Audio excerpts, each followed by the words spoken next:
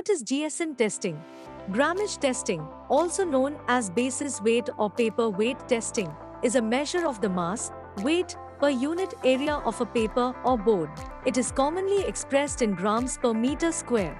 Grammage is an important parameter in the paper and printing industry, as it affects the thickness, stiffness, and other physical properties of the paper. To determine the grammage of a paper or board, a sample is weighed and its area is measured.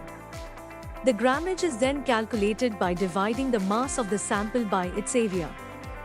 This measurement is essential for ensuring consistent quality in paper products, as different applications may require specific grammage for optimal performance.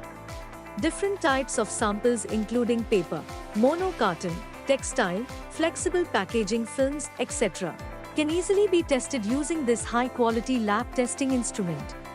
For more information about this testing instrument,